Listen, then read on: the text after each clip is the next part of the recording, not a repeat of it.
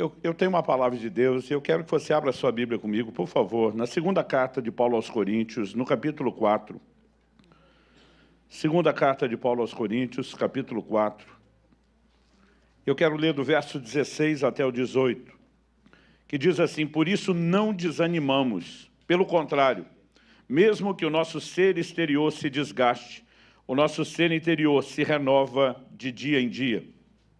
Porque a nossa leve e momentânea tribulação produz para nós um eterno peso de glória acima de toda a comparação, na medida em que não olhamos para as coisas que se veem, mas para as que não se veem. Porque as coisas que se veem são temporais, mas as que se veem são eternas. Muitas vezes, na meditação bíblica, eu gosto de destacar aquilo que a gente pode classificar como palavras-chave dentro de um texto, que direciona o tom, né, da conversa. Se você voltar alguns versículos antes, como por exemplo no verso 13, você vai ver o apóstolo Paulo dizendo: tendo, porém, o mesmo espírito da fé, como está escrito, eu criei, por isso falei, nós também cremos e por isso também falamos. O apóstolo Paulo está citando o Salmo 116, 10, e a conversa ela realmente aborda de maneira direta a fé. Depois de pavimentar o assunto aí com a conversa de fé, ele fala no verso 16, não desanimamos. Por isso não desanimamos. Um dia alguém me perguntou: pastor, o crente pode ser indesanimável? Às vezes a gente tem essa capacidade de neologismo, de inventar palavras, e eu falei, de acordo com a Escritura, alguém pode chegar nesse nível. Paulo diz, por isso não desanimamos. Pelo contrário, que é o contrário de desanimar? É permanecer animado, é permanecer cheio de disposição, de ânimo. E ele diz, ainda que o homem exterior se desgaste, outras traduções usam a expressão se corrompa, e diz o interior, contudo, se renova de dia em dia. Então ele agora faz um contraste entre o desânimo que pode proceder de circunstâncias desafiadoras do lado de fora, no mundo palpável, tangível, e a diferença de um renovo que pode ser vivido do lado de dentro. E agora ele aponta não para a parte material do ser, mas para o nosso homem interior, para o íntimo. Eu estou dando destaque a isso porque Paulo está construindo um pensamento. No 17, porque a nossa leve e momentânea tribulação, ele volta a falar das coisas que estão do lado de fora, produz para nós um eterno peso de glória acima de toda a comparação. Agora, quando ele volta a mexer no assunto dos desafios das circunstâncias, de novo ele introduz uma outra figura que não pode ser ignorada. Quando ele usa a expressão eterno peso, acima de toda a comparação, é importante que eu e você lembremos que a balança romana que eles usavam na época era a balança de 2 pratos. Ou seja, punha-se um peso padrão de um lado e do outro lado se fazia a medição de acordo com aquilo. Ou seja, era inevitável que se pesasse por meio da comparação com o peso padrão. Mas o apóstolo ele introduz outra ideia aqui, que a tribulação é leve, mas ele fala de um peso de glória no outro prato. Ou seja, ele está dizendo que não importa as circunstâncias difíceis, os problemas que surjam, isso nunca terá o mesmo peso que a glória que está disponível hoje e eternamente na minha e na sua vida. E aí no verso 18, quando pode parecer que ele deixou de lado o assunto do desânimo e de problema e que ele vai mirar na eternidade, ele volta exatamente para fazer a amarração final. Na medida em que não olhamos para as coisas que se veem, mas para as que não se veem. Ou seja, a tribulação se torna leve, a glória tem um peso maior, na medida em que a gente recusa olhar-se para aquilo que se vê e escolhe olhar para aquilo que não se vê. Para então dizer, porque as coisas que se veem são temporais, mas as que não se veem são eternas. Basicamente, o apóstolo está falando da percepção de várias coisas que eu resumiria com a frase. Esse é o assunto que Deus colocou no meu coração compartilhar com vocês hoje. Olhos de fé. A maneira como eu e você olhamos as coisas vai impactar profundamente o que é que eu e você vamos experimentar, não só no mundo natural, mas principalmente daquilo que nós chamamos do sobrenatural, que se sobrepõe ao natural. Aos 15 anos de idade, incendiado, batizado pelo Espírito Santo, buscando a Deus, alguém me recomendou que lesse um livro que se tornaria uma das leituras mais impactantes na minha caminhada com Deus, que foi a biografia de Robert Thom, intitulada O Vinho Novo é Melhor. Eu até hoje gosto de citar a frase da contracapa que divulga o livro. Essa é a história de um homem que via o invisível, acreditava no incrível e recebia o impossível. Basicamente, a ênfase do livro é dizer, os milagres ainda acontecem. E a ênfase do pregador, do escritor, é dizer que pode acontecer com qualquer um de nós. Jesus Cristo é o mesmo ontem, hoje, o será para todos sempre, e ele faz questão de compartilhar essas histórias, dizendo elas não são exclusividades de apóstolos do passado ou de alguns poucos heróis do futuro, mas de pessoas que entendem a dinâmica de funcionamento do reino de Deus. Então, eu fui muito instigado na minha fé, mas havia momentos onde declarações como essa da Bíblia, que fala de onde colocamos os olhos, podem parecer contraditórias. Porque se nós vamos falar de fé, qual é a definição bíblica de fé para começo de conversa? Hebreus 11:1 diz que a fé é a convicção de coisas que não se veem, a certeza de coisas que se esperam. Então, porque a Bíblia diz que a fé é a convicção do que não se vê, a maior parte do tempo a gente pensa que acreditar é não enxergar nada. Mas, na verdade, não é bem isso que a Bíblia está falando. A gente precisa da mensagem completa. O apóstolo Paulo também, aos Coríntios, ele vai dizer no capítulo seguinte, na continuação ainda desse raciocínio, que não é interrompido no verso 18, a Bíblia não foi escrita com essa divisão de capítulos e versículos, ele diz no verso 7, porque andamos por fé e não pelo que vemos. Então, a vida de fé não depende daquilo que o olho natural vê. Mas a pergunta a ser feita é, a fé não enxerga nada? Ou será que a fé tem a sua própria visão? Porque eu fui ensinado desde garoto que a fé te leva a dar um passo no escuro. Mas eu descobri com o tempo que isso não é verdade. Pode parecer um passo no escuro para quem te vê dando o passo de fé e não está vendo o que você vê. Mas a verdade é que a fé tem a sua própria visão. E ela enxerga aquilo que o olho natural não consegue enxergar. A fé te introduz para uma outra realidade, para uma outra dimensão, e isso é o ponto que eu acredito que a gente precisa entender e saber como lidar com isso. Então, se por um lado nós temos essas declarações de que a fé é a convicção de coisas que não se veem, por outro lado, nós precisamos entender que não é um passo no escuro. O que gera essa convicção, obviamente, quando entendemos, por meio da palavra de Deus, quem Deus é, aquilo que Ele faz, e eu e você podemos, desde bem cedo, entender e aplicar essas verdades. Então, aos 15 anos de idade, eu começo a ler materiais como esse, ensinando sobre fé. Eu lembro de um específico que falava sobre Marcos 11:23, qualquer que disser esse monte, ergue-te, lança-te no mar, não duvidar no seu coração, mas crê que será como ele diz, assim será com ele. E a pessoa que ensinava dizia qualquer. Ele diz, não é para pessoas que foram escolhidas de forma prévia, pré-selecionadas pelo céu. Qualquer um que fizer uso disso, crer no coração, falar com a boca, Ele mostrava a dinâmica. O texto que eu citei antes, de 2 Coríntios 4:13, do Espírito da Fé, diz, eu criei, por isso falei. Nós cremos, por isso também falamos. Então, a fé tem que ser verbalizada. E eu fui ficando pilhado com aquilo, e ele falava que você não precisa pegar um monte literal, que a palavra de Jesus não é para brincar com a topografia da terra, ficar alterando o formato, mas os montes sempre foram vistos como desafios. Hoje em dia, a gente tem aí desde túneis a pontes, mas você imagina que o monte era algo sempre intransponível. Ou a pessoa desistia na caminhada ou contornava. Mas Jesus usa uma figura que todo mundo entende, para dizer daquilo que pode ser mudado. E eu, pilhado por aquelas coisas, falei, preciso achar um monte por onde eu possa começar. E, incendiado por aquilo, a primeira coisa que me chamou a atenção, aos 15 anos de idade, no sentido de onde eu posso aplicar essa palavra. Eu lembro que eu tinha uma verruga no canto do dedo da mão esquerda e que eu tinha a mania de ficar mordendo ela.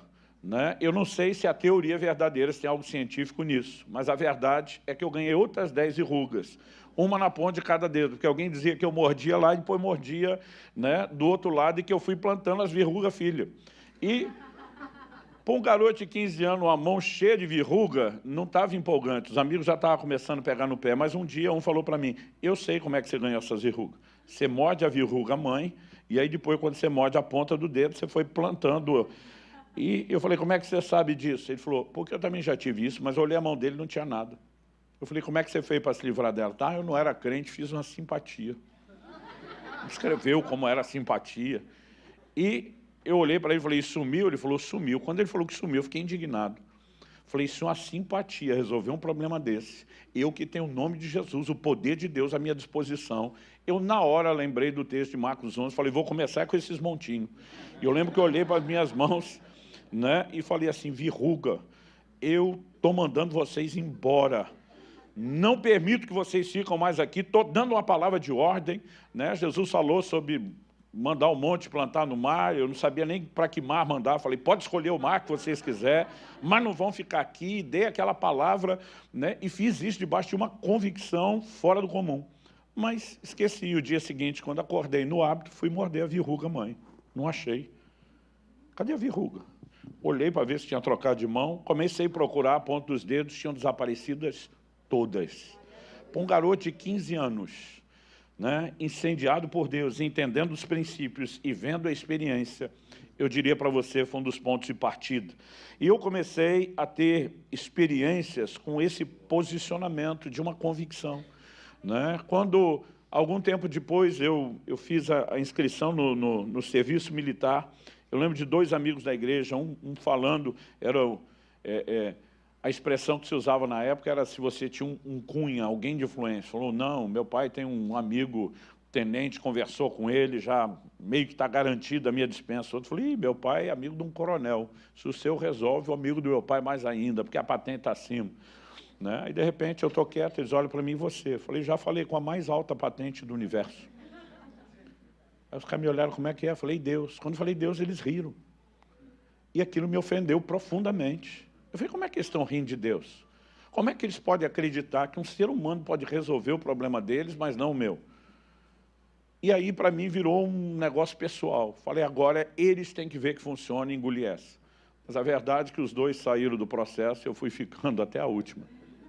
Quando chegou o último dia que eu fui me apresentar, eu falei para Deus, me recuso a aceitar que o único que decidiu confiar no Senhor e te honrar, e eu não tinha nenhum problema com fazer o serviço militar, mas eu já estava no ministério em tempo integral, pregando. E eu dizia para Deus, o Senhor não me mandou largar aquilo tudo para agora parar de novo e voltar para o serviço militar. Então, pela linha de coerência uma direção de Deus, eu sabia, né, que não era necessariamente o plano e a vontade de Deus. E o meu posicionamento foi, eu vou até o fim, eu não desisto, eu não me dobro, eu não vou desanimar, eu me recuso. Eu lembrava de uma frase de Smith Wigglesworth que dizia, a fé faz com que Deus passe por cima de 1 milhão de pessoas, te ache lá onde você está. Eu ficava no meu coração, declarando aquilo, eu dizia, não sei o que vai acontecer, mas vai acontecer. E daqui a pouco o capitão que conduziu o processo, ele disse, você aí no fundo, vestido assim, eu viro, eu falei, não, você mesmo que acabou de olhar para trás, deu toda a descrição. Eu falei, o que tem eu? Ele falou, qual é o número que está aí na sua ficha? Eu falei o número, ele anotou. Alguém falou do meu lado, dançou. Eles sempre pegam um que não vão com a cara, e esse é o que não vai escapar de jeito nenhum. Eu falei, impossível que o tiro saia pela culatra. Que o cara que mais acreditou vai viver justamente o contrário. Né? E dentro de mim eu dizia, não vou me dobrar, não vou desanimar, não sei o que está acontecendo, mas vou continuar acreditando em Deus. Mas eu lembro que na hora que entrei para fazer o exame médico, o cara falou, qual o número da sua ficha? Eu falei, número tal. Aí ele pegou um papel na mão, olhou, falou, repete. Eu falei, número tal. Ele falou, pega suas coisas e vai embora. Eu falei, mas eu não vou fazer o exame? Ele falou, não sei o que aconteceu, que o capitão foi com a sua cara e disse, dispensa aquele menino, não deixa sequer ele fazer o exame. E eu senti que Deus deixou ele mais emocionante até o finzinho, mas que muitas vezes circunstâncias que não vão de acordo com o que a gente gostaria poderiam nos desanimar se não houvesse em nós convicção. Ao longo dos anos, eu comecei a entender esse outro lado de que a fé tem uma visão. Você pode falar isso comigo? Diga, a fé tem uma visão. Em Hebreus, no capítulo 11, no verso 27, a Bíblia diz que Moisés ficou firme como quem via o invisível. Outra tradução diz como quem vê aquele que é invisível. Mas se Deus é invisível e o que Ele tem prometido fazer é invisível, que ainda não se materializou. Como é que eu e você podemos ver?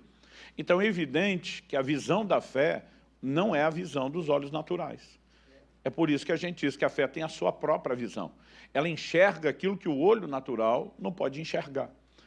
Por que é importante que eu e você entendamos que a fé tem uma visão? Para que a gente entenda a dinâmica de funcionamento da fé. Muitas vezes a gente só é encorajado na Bíblia, tem que crer, tem que acreditar, mas às vezes a gente é pouco instruído sobre como a fé funciona, né, de maneira que a gente possa usá-la e tirar proveito disso. Então, eu lembro de ocasiões que eu ia orar pelas pessoas e eu fazia careta. E alguém falou, por que você faz careta? Eu falei, estou fazendo cara de fé. Né? A pessoa, como assim? Eu falei, sei lá, eu quero tentar expressar que eu estou acreditando, que eu estou... De repente, eu mesmo comecei a pensar, eu falei, isso é ridículo. Né? Por que a gente acha que fazer uma careta vai mudar alguma coisa? Mas foi a hora que eu comecei a pensar que ninguém tinha explicado muita coisa sobre a fé. Eu sabia que sem fé é impossível agradar a Deus, como diz Hebreus 11:6, que sem fé ninguém recebe nada de Deus, como diz Tiago 1, mas às vezes a gente não ouve sobre como a fé opera e como eu e você podemos intencionalmente fazer uso dela. Então, eu quero falar um pouquinho sobre isso. E o que Paulo diz lá em 2 aos Coríntios é que a fé não olha as circunstâncias. Eu e você precisamos entender isso. Quem olha para as circunstâncias vai colher um outro resultado, que é o desânimo. Mas, para que a fé não se dobre ao desânimo, para onde é que a fé olha? Em Romanos, no capítulo 4, a Bíblia fala ali nos versos 11 e 12 de Abraão como sendo o pai da fé, que nos deixou pegadas de fé, nas quais eu e você temos que também andar. E quando chega o verso 19, a Bíblia diz assim, sem enfraquecer na fé, levou em conta o seu próprio corpo já amortecido, tendo ele quase 100 anos e a esterilidade do ventre de Sara. Não duvidou por incredulidade da promessa de Deus, mas pela fé se fortaleceu, dando glória a Deus, estando plenamente convicto de que Deus era poderoso para cumprir aquilo que havia prometido. Quando a Bíblia diz sem enfraquecer na fé, significa que pessoas que começaram a crer podem recuar e retroceder. Elas podem enfraquecer. Mas a Bíblia diz que, diferente disso, ele se fortaleceu. Como? Dando glória a Deus. Né? Como as pessoas às vezes enfraquecem e como elas fortalecem.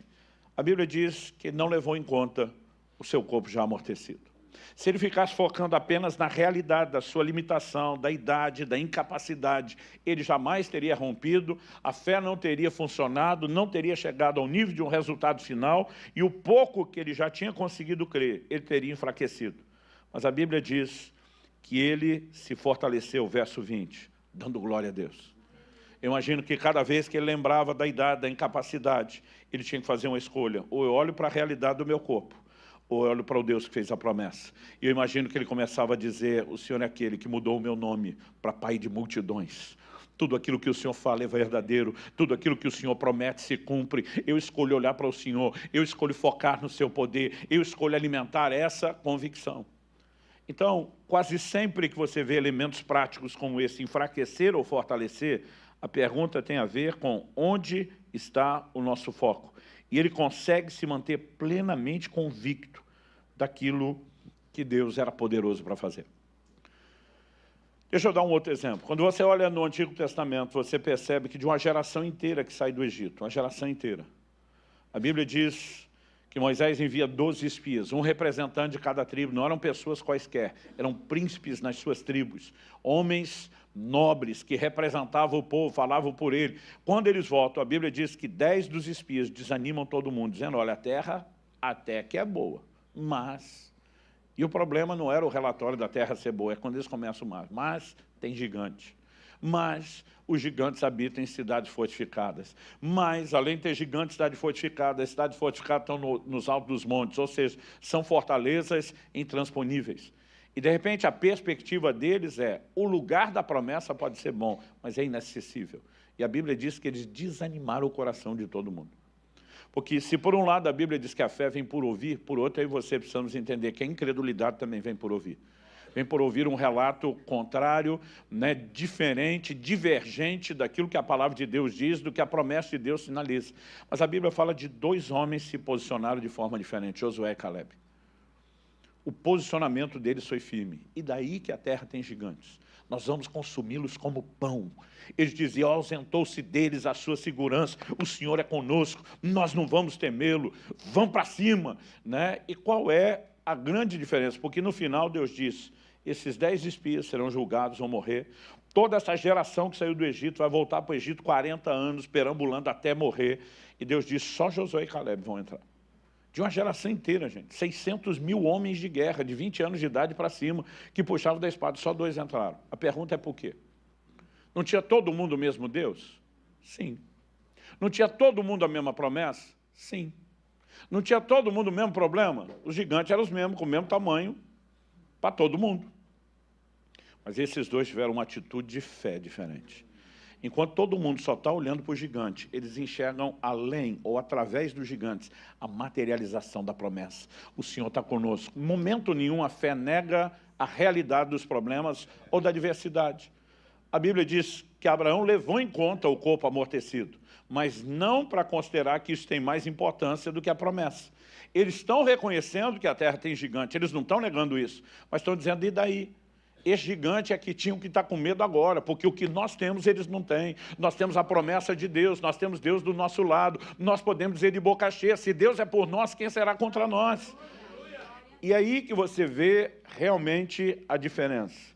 Então, diante desse contraste, e quando eu e você começamos a andar nesse lugar de fé, e a fé passa a ter uma visão, é impressionante o que isso vai fazer por você. No início do meu pastorado, em Guarapuava, eu saía viajar e pregar muito pouco, né, pelo envolvimento com a igreja local, então era uma saída por mês de um fim de semana. Mas eu lembro de um fim de semana que eu estava saindo para pregar, e eu não tive coragem de dizer para os irmãos que tinham me convidado, que eu não tinha condições, né, financeiras de fazer a viagem de ida. Sabia que depois eles iam reembolsar custo e garantir a volta. Mas eu não tinha coragem de falar, e eu falei, Deus, eu preciso confiar que o Senhor vai fazer algo. E eu não vou pedir nada para ninguém, né? Então, eu comecei a orar por aquilo alguns dias antes, mas quando chegou a última semana, né, eu lembro que viajaria assim, entre a quinta, final da tarde, para o começo da noite. E quando virou o domingo e nada tinha acontecido na igreja, eu comecei a orar todo dia, mas assim, várias vezes ao dia, clamando que a provisão chegasse. Mas eu falei para Deus, se até quinta-feira, na hora do almoço, ninguém vier atrás de mim com o recurso. Eu falei, então eu vou lá para o banco, e não tinha nada no banco, né? Mas eu falei, eu vou lá para o banco, crendo que o Senhor vai fazer um milagre diferente. Eu lembro que todo dia, quando chegava em casa, final do dia, ou à noite, quando tinha culto ou reunião, aquele perguntava, e aí, aconteceu alguma coisa? Eu dizia, ainda não, ainda não, ainda não, todo dia. Na quinta-feira nós estamos almoçando, ela falou, e aí, nós vamos viajar hoje. Não tem condição nem de abastecer. Como é que vai ser? Eu falei, não sei. Mas o meu acordo com Deus, que você sabe, é que depois desse almoço, eu te deixo na escola, onde ela trabalhava como pedagoga, e falei, e eu vou resolver isso entre eu e Deus. Eu vou lá para o banco buscar o dinheiro. Eu não sei de onde vem, eu não sei como vem, mas eu sei que vem. Eu sei que a hora que você terminar o seu turno, nós estamos com o problema resolvido. E eu deixei ela na escola, fui para o banco. Eu lembro até hoje, quando cheguei no caixa eletrônico, tirei o saldo, a conta zerada. Não tinha crédito, não tinha cheque especial, então estava zerada. E eu lembro que eu falei para Deus, vou te dar mais uns 10 minutos aí, eu tenho uma coisa para resolver aqui perto, né? Aí, na verdade, eu falei, vou te dar 1 hora. Pensei tudo que tinha que fazer, voltei 1 hora depois. Tirei o saldo de novo, zerado. Falei para Deus, vou te dar mais 1 horinha, né? Então, eu fui primeiro mais ou menos ali por volta de 1 e pouquinho, voltei 2 e pouquinho, e depois voltei às 3. Ainda estava zerado. Aí eu falei para Deus, agora eu não vou a lugar nenhum. Quando eu cheguei perto das 3 e tirei o saldo, uma funcionária do banco passou, acho que tinha percebido que eu estava voltando, ela falou, o senhor está esperando algum dinheiro? Eu falei, estou. Ela falou, de onde vem? Eu pensei, enxerida. O que você tem a ver com isso? Mas eu respondi com uma pergunta, falei, por que você quer saber? Ela falou, ai, desculpa, não quero parecer invasiva, mas é que dependendo da cidade de onde o dinheiro vem, as agências do interior fecham às 3 e não às 4 da tarde. Então, o senhor já está indo no limite, então se não entrar até às 3, dependendo de onde vem, não entra hoje. Eu pensei, mensageira de Satanás, eu não vou te escutar, né? Eu falei, não, pode ficar tranquilo, eu vou sair daqui com o dinheiro hoje. né? Não, perdão, isso aí era um funcionário. A funcionária eu só perguntei se pagava para ficar tirando... Não tinha dinheiro, mas vai que cobrasse depois retroativo, né? Eram tempos diferentes, gente. Esse mundo online era todo novo ainda na época, né? Então, eu falei, paga para tirar? Ela falou, olha, extrato sim, saldo não. E eu lembro que simplesmente eu fiquei plantado ali, orando. E quando deu 1:4, 1 minuto para fechar o banco, e eu tirei, estava zerado. Eu estava já com calhamaço assim de saldo zerado impresso. Quando eu passei 4 em pontos, 0, né, minutos, 20 e poucos segundos, tinha entrado exatamente, naquele momento online, o valor que eu precisava para a viagem. Eu saquei o dinheiro, eu lembro que eu olhei para o funcionário, tinha dito que talvez ia sair 100, mostrei para ele o dinheiro, está assobiando, Deus é fiel. Fizemos a viagem, mas pensa num negócio que eu fiquei, de onde veio esse dinheiro? Então, quando eu voltei de viagem, fui no banco, a gente não tinha acesso a essas informações online, e perguntei para uma funcionária do banco, que era da nossa igreja. Falei, tem como eu descobrir no extrato quem que fez um depósito? Ela falou, pastor, quem não? Mas a agência de onde veio, sim. Ela disse, que dia foi? Eu falei, dia tal. Ela foi lá, consultou, falou, olha, esse dinheiro veio da cidade tal, do interior de São Paulo. Eu só conheci uma única pessoa, de uma única vez que eu tinha passado naquela cidade. Liguei para o pastor. Falei, por acaso você fez um depósito na minha conta semana passada? Ele falou, então, eu fiz, só não esperava que você visse. Falei, por quê? Ele falou, não, na verdade, fiquei com vergonha. Falei, vergonha do quê? Ele falou, o senhor teve um ano antes aqui pregando, e nós vendemos os seus materiais, fizemos o acerto, o senhor foi embora. Ele falou, hoje, semana passada, 1 ano depois, eu voltei do trabalho. Ele falou, pastor, eu tenho um horário de trabalho curto, mas como eu moro perto de casa, eu almoço em casa, mas não tem tempo para nada. Ele disse, quando eu entrei em casa, o Espírito Santo me incomodou, faz uma faxina na sua gaveta do escritório. Ele falou, eu mal tenho tempo de comer, e o Espírito Santo falava com ele, faz a limpeza hoje. Ele falou, eu comecei a arrancar e jogar fora um monte de papel que não tinha por que estar lá. Entre eles, uma folha das vendas dos seus materiais de 1 ano antes. E eu falei, isso aqui ainda está aqui, amassei e joguei no lixo. Quando amassei e joguei no lixo, o Espírito Santo falou, pega de volta e refaça as contas. E ele falou, quando eu olhei os cálculos que nós fizemos para te fazer o repasse, a gente não tinha te passado todo o dinheiro. E eu nem tinha percebido. E eu fiquei com a vergonha de ter te dado dinheiro a menos, de descobrir tanto tempo depois, mas entendi que Deus queria que a gente restituísse, resolvesse isso. Então eu falei, vou fazer o depósito na sua Dina. Eu falei, ninguém tem minha conta pessoal. Os livros nunca são feitos num acerto pessoal. Ele falou, dessa vez o senhor explicou que tinha pagado primeiro para o ministério, que estava precisando de dinheiro, e que agora o reembolso era seu. Então eu tinha a sua conta. Falei, onde que é esse banco? Ele falou, na frente de cá. Eu falei, que hora que você fez? Ele falou, pastor, aproveitei o horário do almoço mesmo para ir no banco. Eu falei, mas você fez na boca do caixa ou naquele depósito eletrônico? Ele falou, pastor, na verdade, eu tenho um amigo que trabalha no banco, que é um caixa interno, então dei na mão dele. Né? Ele provavelmente só faz isso quando fecha o banco. Eu falei, o banco aí fecha às 3. Ele falou, é. Eu falei, ele só fez às 4. Ele falou, como é que você sabe? Eu falei, porque eu estava plantado do lado da máquina. Um depósito, vai na boca do caixa. Eu contei a história para ele, ele ria. E ele também ficou impressionado, porque Deus o tinha dirigido, né, para resolver aquela situação. Eu acho que, de alguma forma, Deus já orquestrou 1 ano antes. Deixa eu fazer um depósito, uma reserva para quem não trabalha, né, de forma precavida, fazendo fundo, deixa eu fazer uma reserva para a hora que ele vai precisar. Mas eu comecei, desde cedo, a perceber que ou você pode desanimar, desistir. E é muitas vezes em momentos como esse que nós perdemos as intervenções do sobrenatural. Ou nós podemos decidir qual será o nosso posicionamento, onde é que nós vamos colocar os nossos olhos. Então, me permita terminar tentando explicar para você como a fé funciona de maneira mais prática. Segundo o livro de Reis, no capítulo 6, a Bíblia nos mostra que o profeta Eliseu revela para o rei de Israel os planos do rei da Síria, né, que tinha colocado ciladas, armadilhas diante do rei de Israel e do seu exército. A Bíblia diz que o rei foi conferir o que Eliseu falou e descobriu que era exatamente do jeito que Eliseu tinha falado. A Bíblia diz que isso não aconteceu nenhuma nem duas, ou seja, é de 3 para mais. De repente, o rei da Síria começa a ficar bolado. Ele reúne os seus homens principais e ele pergunta: quem de nós é pelo rei de Israel? Quem é o delator aqui no nosso meio?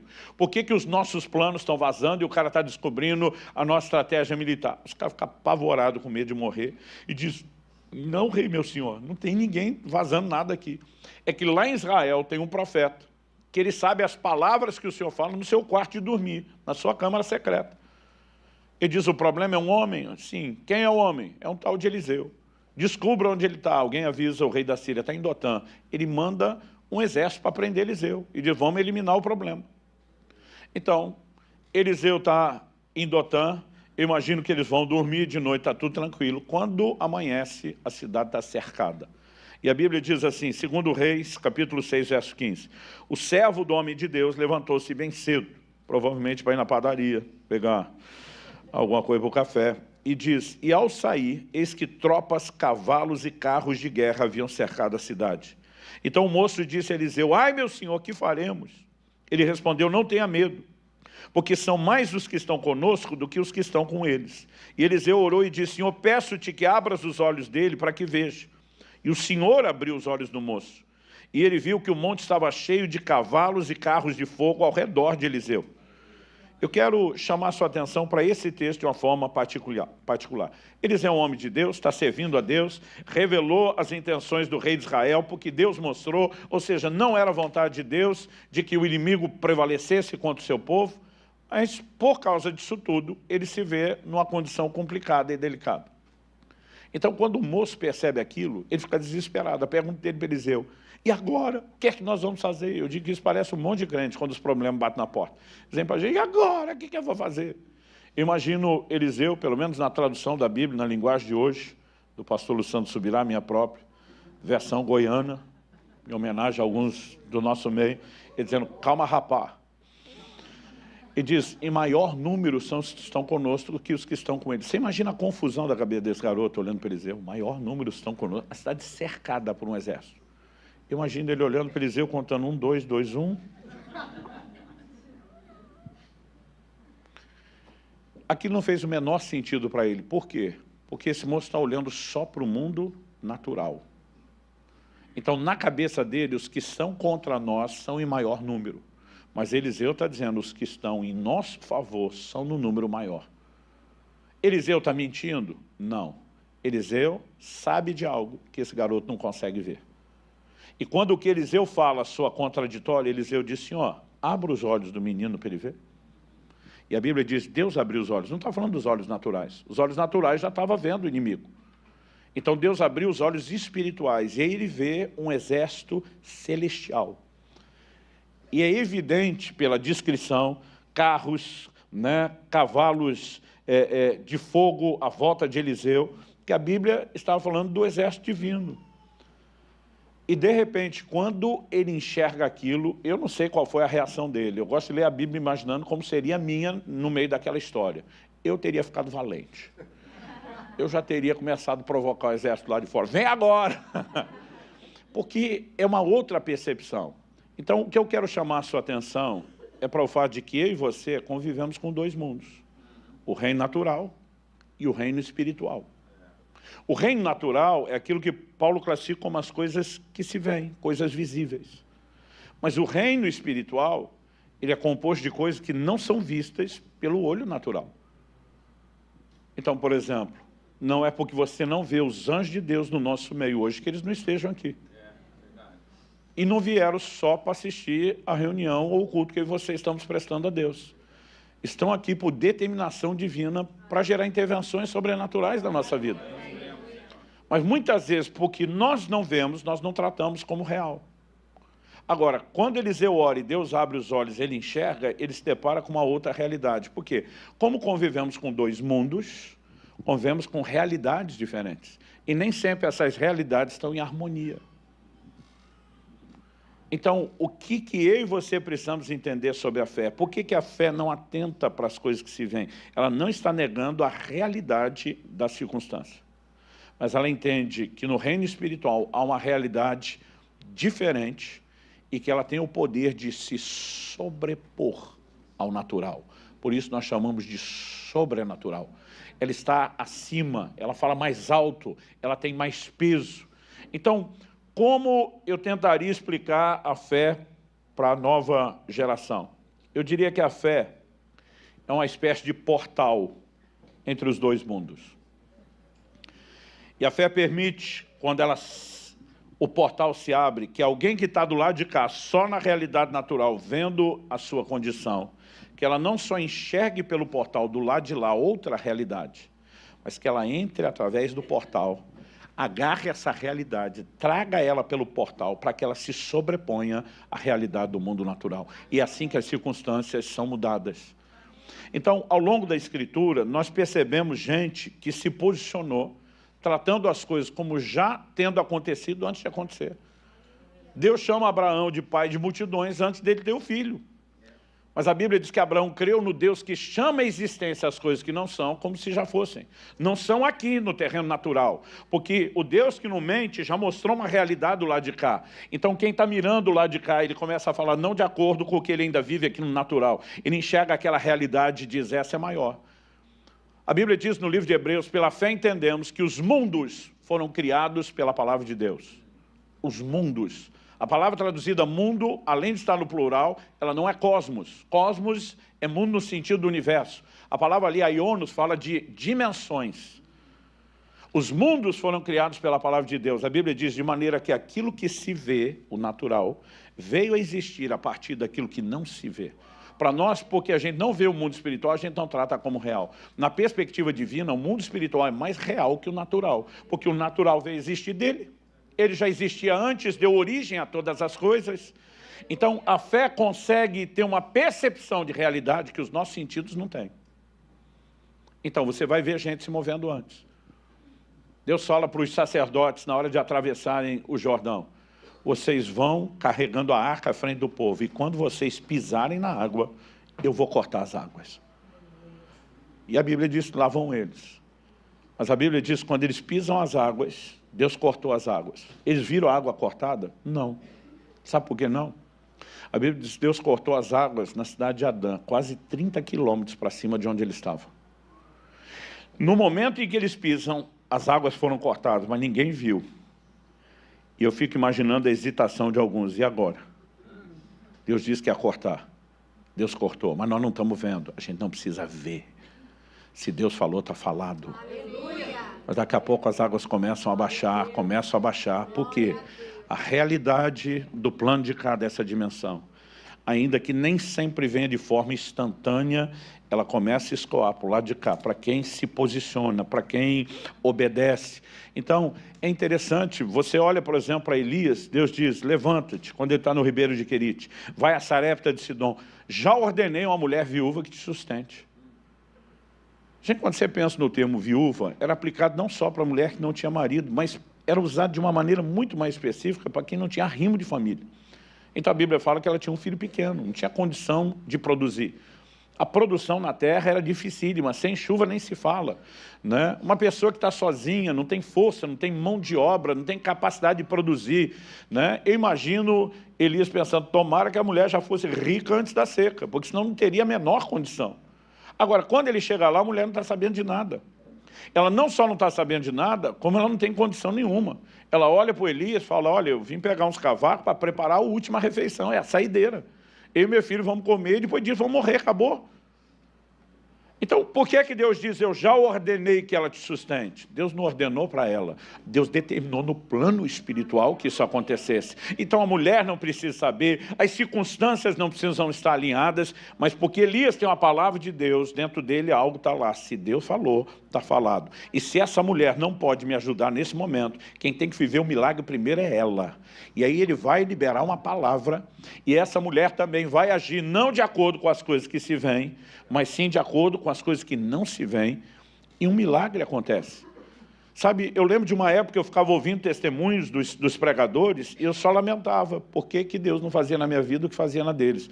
Como se Deus decidisse fazer essas coisas sozinhos. Nós precisamos entender a responsabilidade de ousar acreditar, de ousar confiar, de entrar nesse lugar e dizer, eu vou interagir com Deus e eu vou produzir as manifestações do sobrenatural.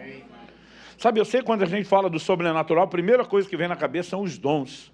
Mas algo que eu sinto forte de Deus nesse tempo é que Deus quer nos levar a um lugar de fé, onde a gente veja uma movimentação celestial como a gente nunca experimentou antes, intervenções da parte de Deus.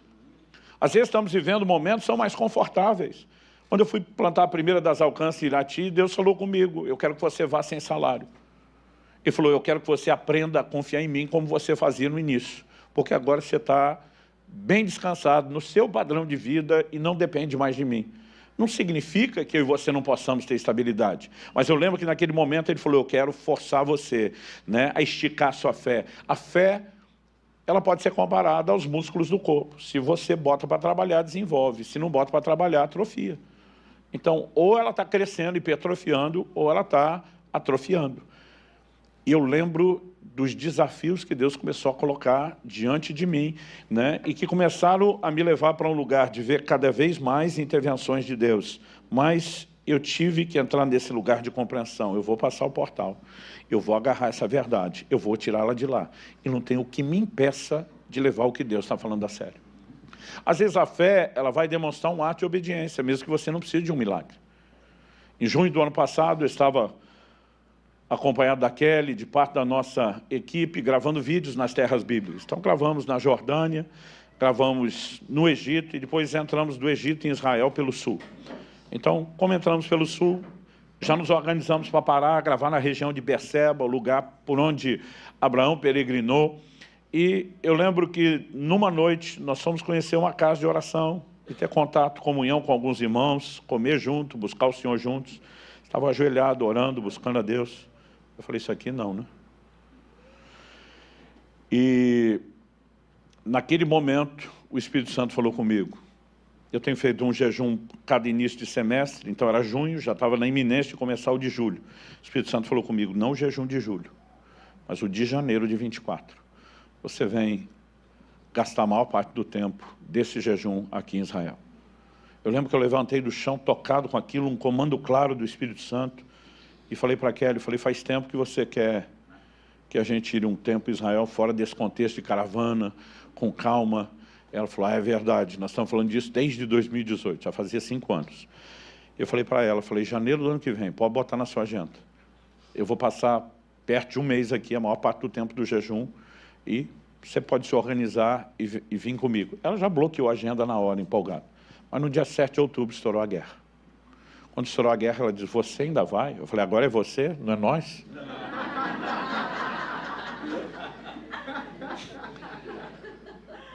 Eu falei, é claro que eu vou. Ela falou, está em guerra. Eu falei, e daí? Deus não sabia disso? Quem não sabia era eu e você.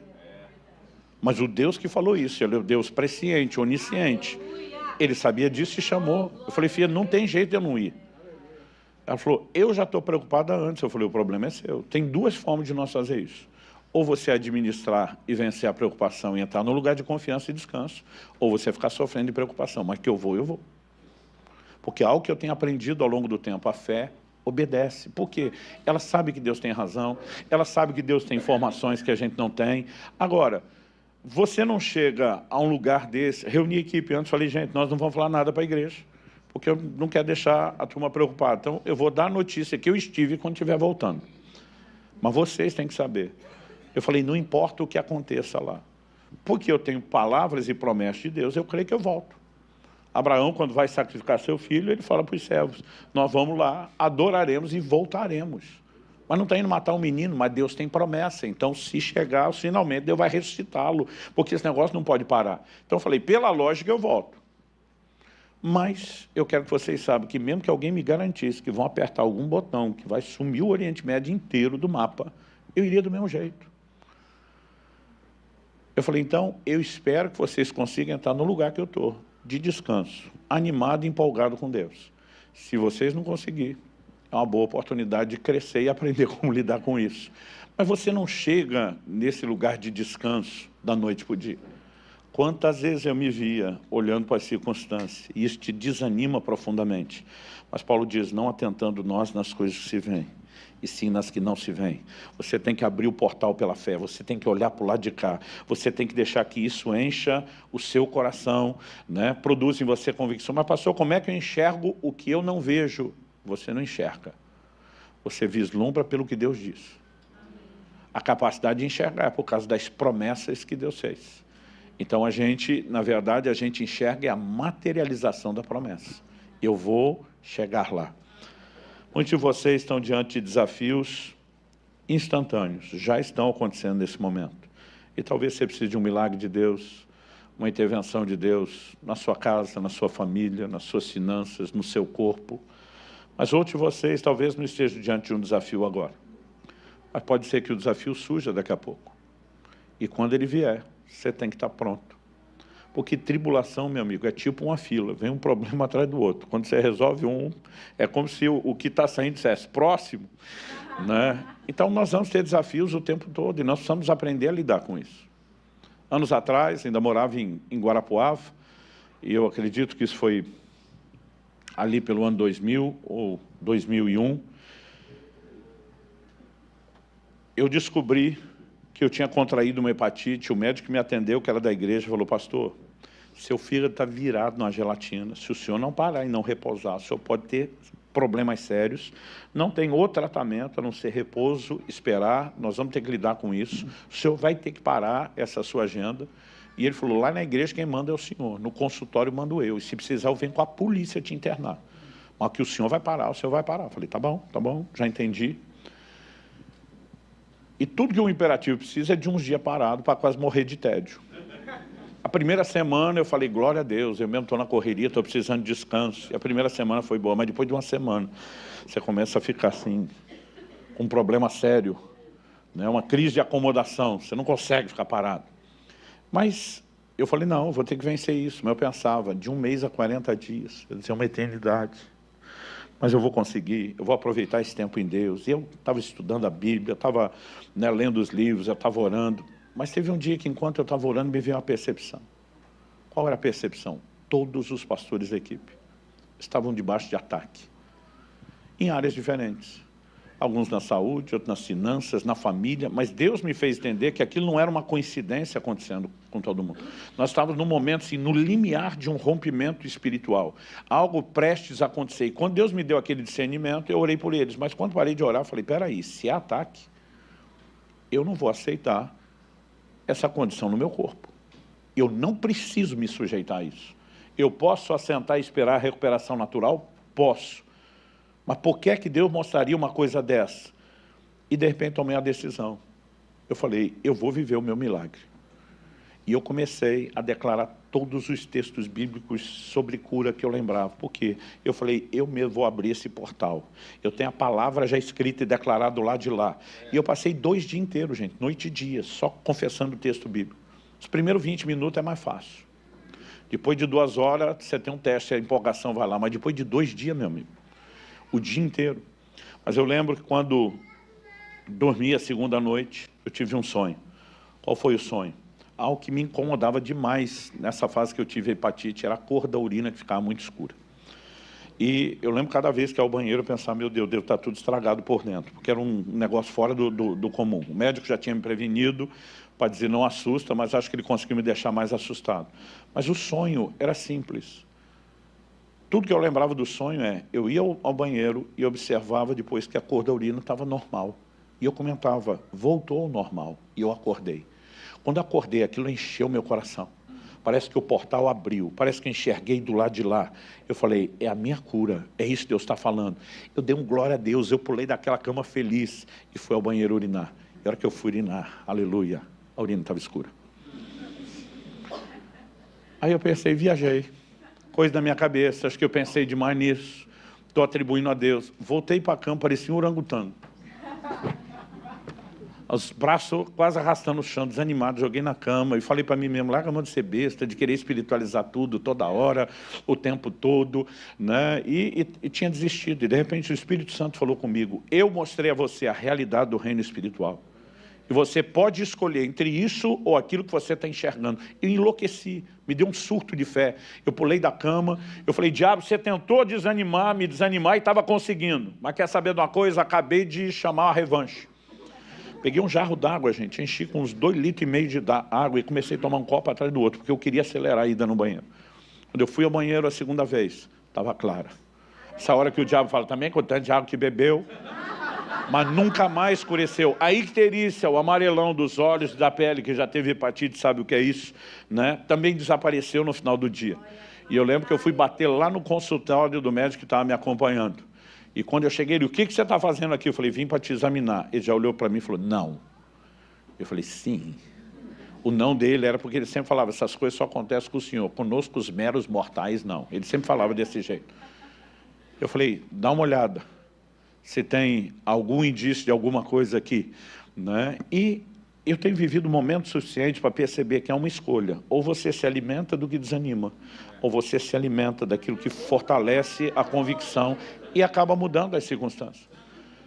Quando eu fui para o parto de Israel, meu filho, houve uma complicação muito séria, né? O médico, durante muito tempo, mesmo não cristão, ficava chamando ele de menino milagre. Ele dizia que não consegue entender o que aconteceu, como que meu filho sobreviveu, mas na hora que eu estava abatido com tudo que eu tinha visto acontecer, né? Eu tive que ajudar, quando a Kelly estava com hemorragia intensa, botá-la na maca, levá-la para o cirúrgico, eu presenciei tudo. Enquanto estava esperando a preparação dela para a cirurgia, antes de me chamarem na sala, eu estava desanimadíssimo. E uma hora o Espírito Santo falou comigo, você tem duas opções e vai ter que escolher.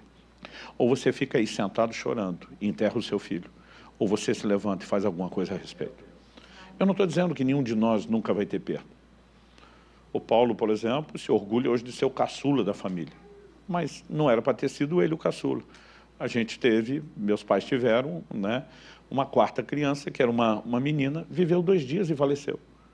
E está com o Senhor, né, e ninguém tem problema com isso, e recebemos a família todo o consolo divino. A diferença é que sobre meu filho, haviam muitas palavras que já haviam sido dadas. E aí eu olho como Abraão e digo, não, se não tivesse uma promessa específica, a gente lidaria com a situação. Mas Deus não é bipolar. E naquele momento ele diz, ou você fica sentado chorando em terra, ou você se levanta e faz algo a respeito. E foi um dos momentos para mim mais claro até hoje, do que foi botar fé para funcionar, essa fé que vinha sendo treinada em um monte de circunstâncias. E eu decidi que simplesmente eu abri esse portal, agarrar essa realidade do lado de lá, trazê-la para o lado de cá, né? E eu sou grato a Deus, porque num momento difícil como aquele, eu tinha entendido e sabia o que fazer com princípios como esse. Sabe, muitas vezes nós estamos esperando que Deus faça, que alguém venha, por meio dos dons, botar a mão na cabeça da gente, revelar as coisas, produzir tudo sozinho. Mas deixa eu te dizer, é emocionante saber que você pode se levantar por escolha própria e dizer, eu e Deus vamos interagir, nós vamos resolver esse negócio, nós. E eu quero que você fique em pé para parecer que está acabando, que eu acabei de lembrar que tem outro culto.